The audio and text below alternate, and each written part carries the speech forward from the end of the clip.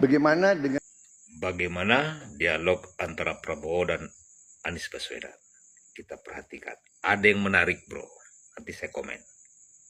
anggaran 80T, Pak Anies sebagai gubernur tidak dapat berbuat sesuatu yang berarti untuk mengurangi polusi.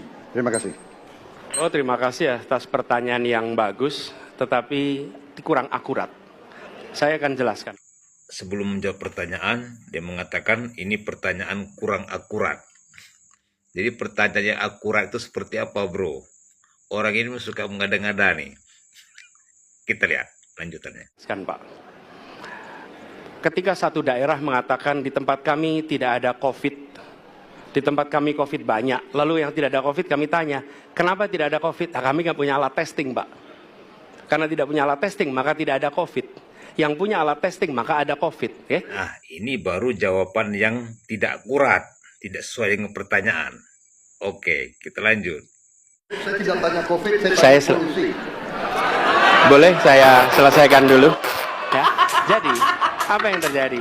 Di Jakarta kami memasang alat pemantau polusi udara. Bila masalah polusi udara itu bersumber dari dalam kota Jakarta, maka hari ini, besok, minggu depan konsisten selalu akan kotor. Tapi apa yang terjadi? Ada hari di mana kita bersih, ada hari di mana kita kotor.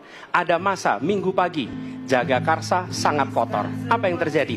Polusi udara tak punya KTP. Angin tak ada KTP-nya. Angin itu bergerak dari sana sini.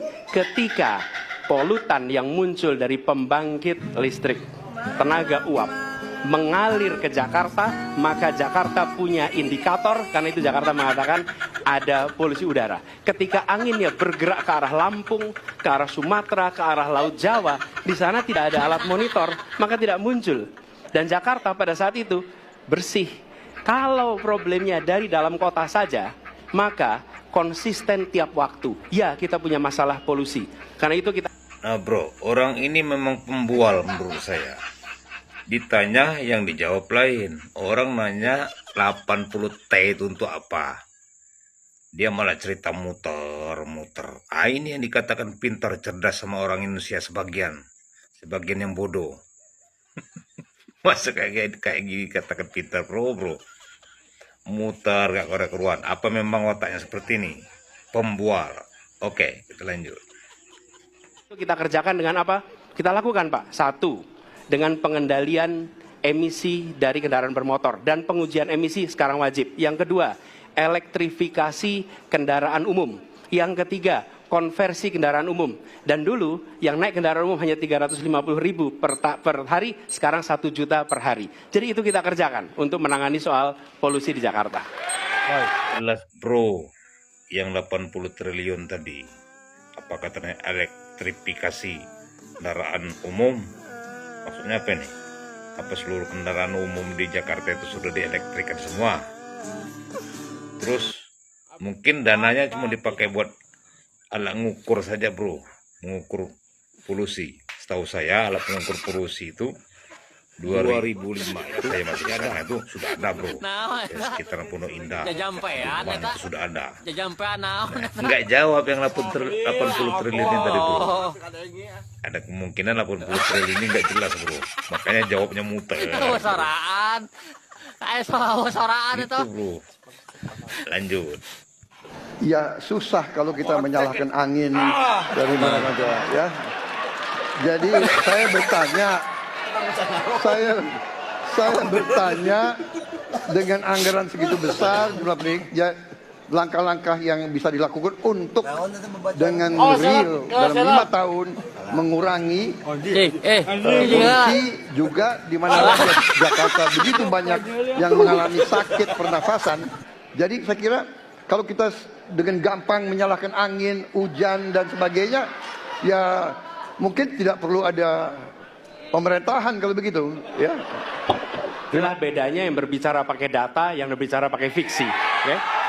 Ini pakai data.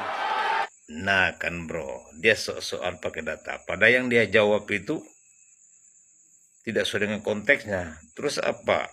Alasannya dia mengatakan dia itu pakai data. Kan aneh, bro. Kalau pertanyaannya begini misalnya, tentang curah hujan sebulan itu berapa. Terus dia jawab data-data ibu hamil. Lucu. Itu baru pintar. Jadi ketika tunjukkan, ya memang ada sumber polutan dari dalam kota. Tapi kalau sumber polutan itu hanya dari dalam kota, maka Pak pakai logika sederhana sekali. Jumlah motor dari hari ke hari sama, jumlah mobil dari hari ke hari sama. Maka harusnya angka polusinya sama setiap waktu, betul tidak? Tapi jumlah motor sama, jumlah mobil sama, ada kita sangat polusi, ada sisi sangat tidak polusi. Langkah itu pakai ilmu pengetahuan, pakai data, dan menggunakan saintis untuk terlibat. Kalau tidak pakai itu, maka nggak akan ada langkah yang benar.